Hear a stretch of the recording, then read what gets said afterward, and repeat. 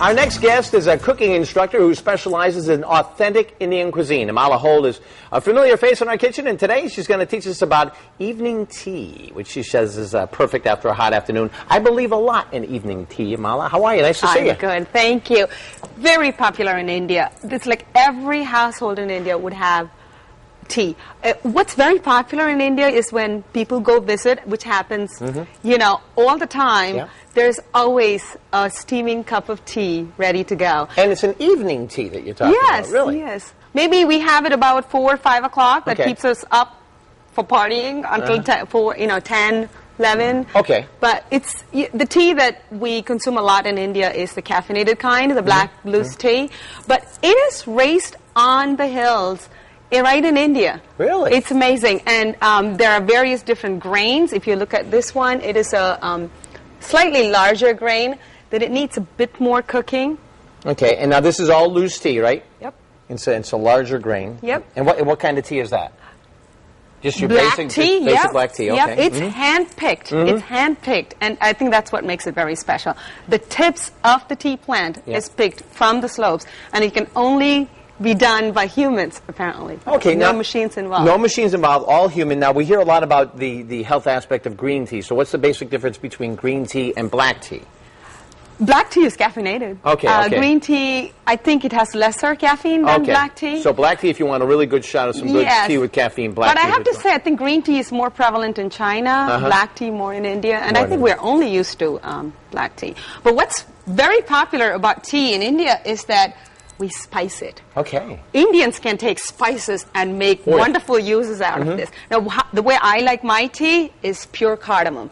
It's fabulous. In fact, the reason I picked this recipe is to dedicate it to our producer.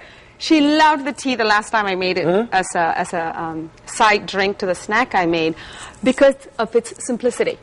Now, there are some folks who would take cardamom. In fact, my mother likes to put dry ginger with it. Yep. You take a good mortar and pestle, crush it up, put it in. You flavor the milk-water combination, and I'll tell you, the proportions.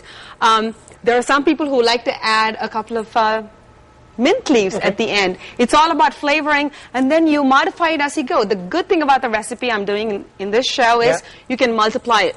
You can make it for a large crowd, or you can make it for one person. Now, I'll give you the proportions. Now, wait, excuse me. What is cardamom? What is this?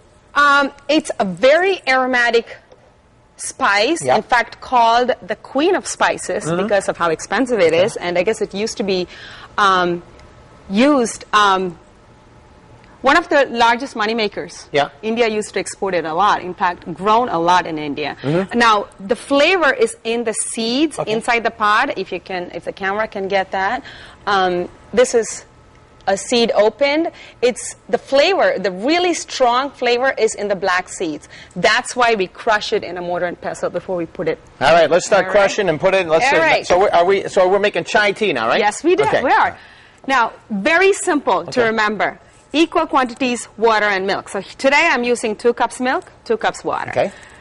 For each cup of liquid, I'm going to add 1 cardamom. Okay. That's it, and half a tablespoon of tea. So for 4 cups of liquid here, I'm adding 4 cardamom crushed into powder. You dump it right in, let it seep on kind of medium heat. Okay. And I'm going to stir it.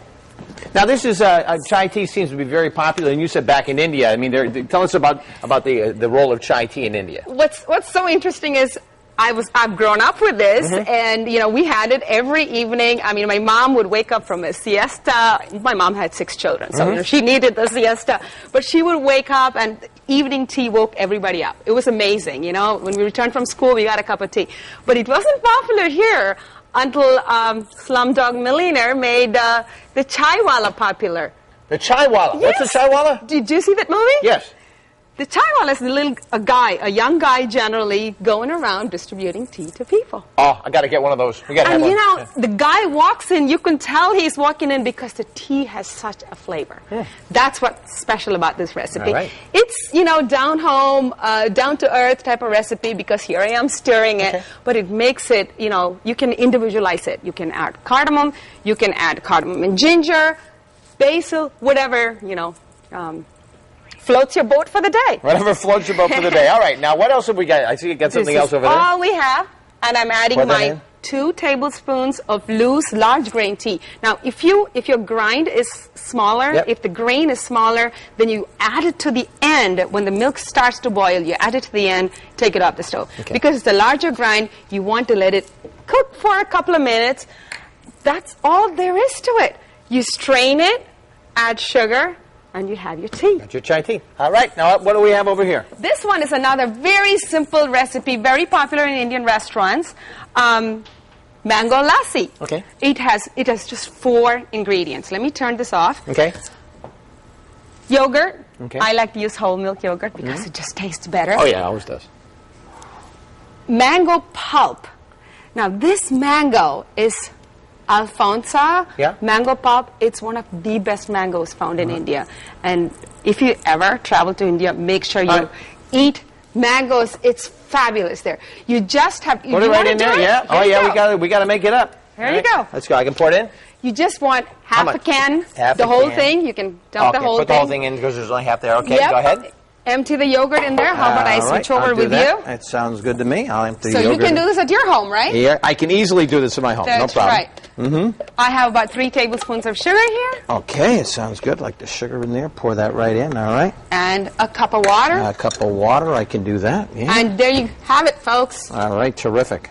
You want to close it up and whip it up, and you got your mango lassi. All right. Close it up.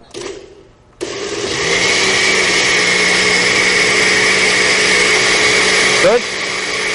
Now I understand you also you teach classes too. I heard, right? Yes, I do. I am passionate about Indian cooking, and I think Indian food is so popular, but Indian cooking is not, because people think it's too difficult. Here I am. I'm showing you simple recipes you can put together, and the taste is entirely different from what you're used to on a day-to-day basis. Okay, what are you going to let me taste? This. Go ahead. All right, that's. I want the viewers to see. All right. Okay. All right. Ooh, very, very nice. All right. Mm-hmm. Oh, that is nice. Is it fabulous? I mean, the mango flavor, high in protein, high in fiber, great for kids. I mean, my girls love it. My kids love it. Amala, I tell you, the one thing is, these are both great. They're both fresh. They're both perfect for the summer, and you can find them right on our website at WTNH.com. Click on Connecticut Style, and all of a sudden, you've got yourself some nice summery drinks. And, of course, if you'd like more information about Amala, you'll find all of her information there, too. You know, I got to thank you for taking the time. I've heard a lot of great things about you. But just the fact that you took the time to be here with us today to give us some good tips, I love it. Thanks a lot.